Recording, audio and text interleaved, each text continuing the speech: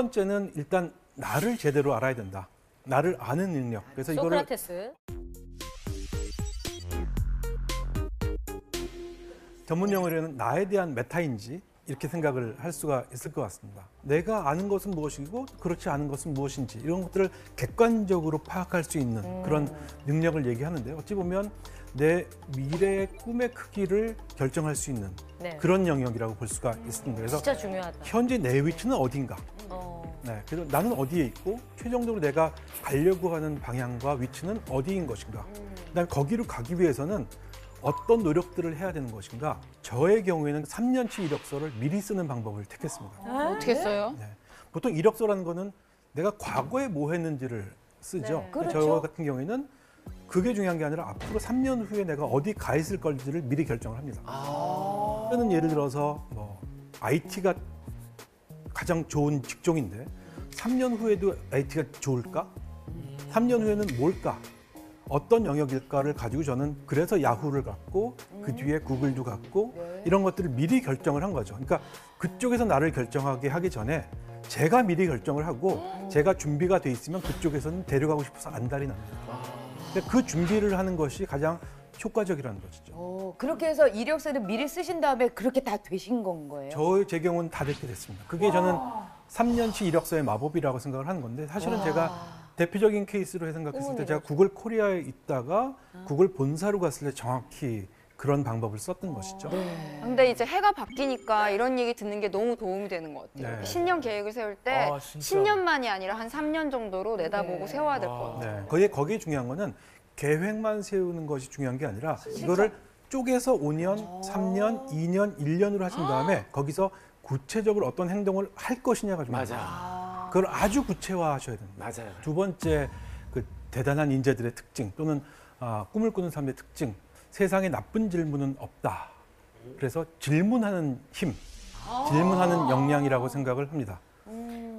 이거 진짜 어렵다. 제가 만나본 분 중에 가장 천재라고 하는, 천재 중에서도 천재라고 하는 바로 레이 크루즈와일 이분입니다.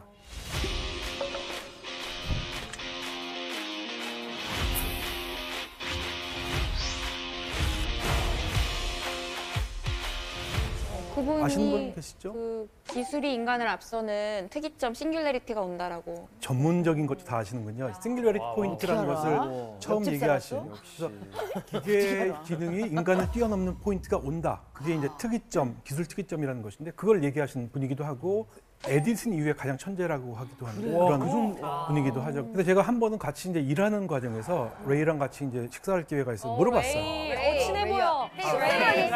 친해 보여. 네. 야, 그래서 한솥밥을 드셨네. 이제 업무적인 걸 떠나서 스웩. 이제 그 여쭤봤죠. 사실은 모든 사람들이 당신을 천재라고 하고 에디슨 이후에 가장 똑똑한 사람이라고 하는데 뭐가 그렇게 달랐냐?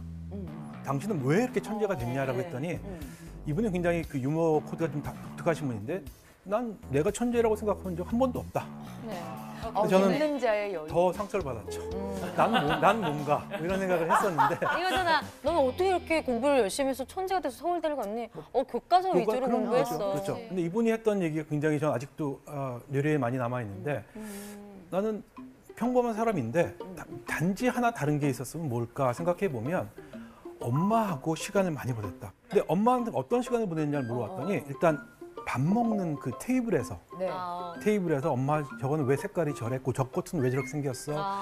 이런 뭐 엄청난 질문들을 계속했다는 거예요. 근데 그 엄마가 이거를 다 받아주신 거죠. 우리 때는 그 밥상머리에서 뭘 계속 물어보면 시끄럽다고. 식사해줘, 식사해줘. 조용히 해. 밥이나 먹어. 조용히 해! 뭐 이랬는데 그러거나 부모들이 이런 경향이 있죠. 내가 모르는 것에 대해서 창피함을 느끼기 때문에 오히려 질문을 알려고. 사전에 맞아, 막아버려요. 맞아. 또는 화를 그걸 내시거나. 뒤로 돌리거나 화를 내는 경우가 나한테 있어요. 물어봐. 네, 바빠 죽겠어.